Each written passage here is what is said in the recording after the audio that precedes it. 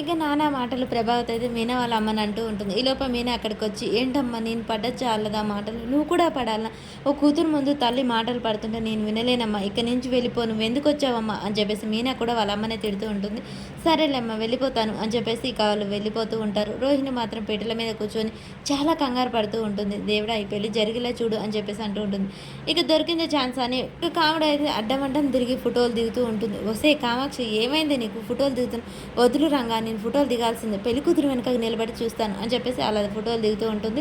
కామాక్షిని చూసి ప్రభావతి నవ్వుకుంటూ ఉంటుంది. ఈలోపే మీన అక్కడ కూర్చొని పంతులు గారికి అన్నీ అందిస్తూ ఉంటుంది.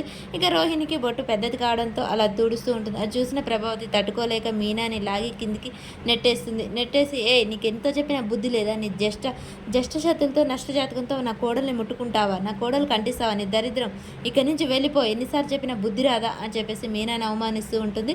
ఇక మీనా ఏడ్చుకుంటూ అక్కడి నుంచి వెళ్ళిపోతూ ఉంటుంది. ఈలోపే ఇక మీనా వాళ్ళ నాన్న బాలుకు ఫోన్ చేస్తూ ఉంటాడు. ఎక్కడున్నారా, తొందరగా రా, ముహూర్తం టైం అయిపోతుంది అని చెప్పేసి అనగానే వస్తున్నా నాన్న అని చెప్పేసి వస్తున్నాడు అంటలే అని చెప్పేసి వీళ్ళు అంటూ ఉంటారు. ఇక మీనా చాలా బాధపడుతూ బయటకు వస్తుంది. ఏంటి మీనా పెళ్లి జరుగుతుంది ఇక్కడికి వచ్చావు అని చెప్పేసి వాళ్ళ అమ్మ అడుగుతుండగానే మీనా బాగా ఏడుస్తూ ఉంటుంది.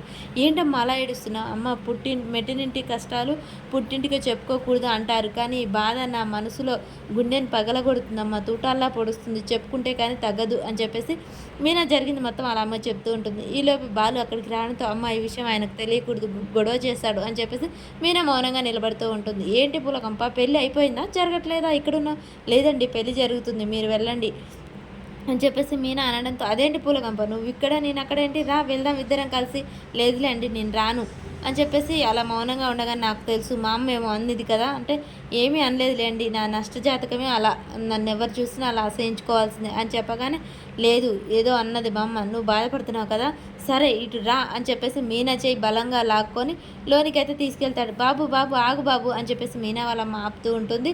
దయచేసి మీరు మాట్లాడకండి ఈ విషయంలో అని చెప్పేసి మీనాని బలవంతంగా తీసుకెళ్లి పందిట్లో నిలబెడతాడు. అందరూ ఏమైందిరా బాలు, ఎందుకు అలా వచ్చావు, ఏమైంది అనగానే భజంత్రీలు ఆపండి, మంత్రాలు ఆపండి, ఏమన్నావు, నా భార్యని ఏమన్నావు, నువ్వు ఏమన్నాను, నేనేమన్నాను రా అంటే నీ భార్య అప్పుడే పూసగుచ్చినట్టు అంతా చెప్పిందా, నువ్వెవరు మమ్మల్ని అనడానికి, నీకేం హక్కుంది నా భార్యని అనడానికి, నాకైనా తెలుసులే, నువ్వు ఎలా మీనని చూస్తావో ఎలా మాటలు అంటావో నాకు తెలీదా, మీన చెప్పేదేముంది అనగానే అంటాను రా, అలాగే అంటాను, నీకు కూడా ఇష్టమైతే ఉండు, కష్టమైతే నీ పెళ్ళాన్ని తీసుకొని వెళ్ళిపో, ఇక్కడ గొడవ చేయకు నా కొడుకు పెళ్ళిలో అని చెప్పేసి ప్రభాత్ వార్నింగ్ ఇస్తూ ఉంటుంది. ఏంటి నీ కొడుకు పెళ్ళి వార్నింగ్ ఇస్తావా, అసలు నీ పెళ్ళి ఎలా జరుగుతుందో చూస్తాను అని చెప్పేసి అయితే బాలు కోపంగా మనోజ్ కట్టబోయే తాళ్ళని లాక్కుంటాడు. అలా లాక్కోగానే ఏంట్రా మనోజ్ నా పెళ్ళి ఆపుతావు, చిన్నప్పటి నుంచి నువ్వెన్ని మాటలన్నా నేను పడ్డాను, ఇప్పుడు అస్సలు పడేదే లేదు ఏంట్రా అని చెప్పేసి ఇక బాలు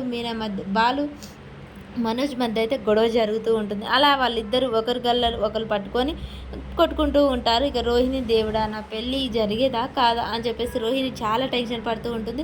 ప్రభావతి అందరూ ఆగురా అని ఆపుతూ ఉంటారు. మరి బాలు ఈ పెళ్ళి జరగనిస్తాడా, లేకపోతే ఈలోపే పిఏ వచ్చి రోహిణి గురించి నిజం బయట పెడతాడా, అసలు ఏం జరగనుంది అనేది మనకు నెక్స్ట్ వీడియోలో తెలుస్తుంది.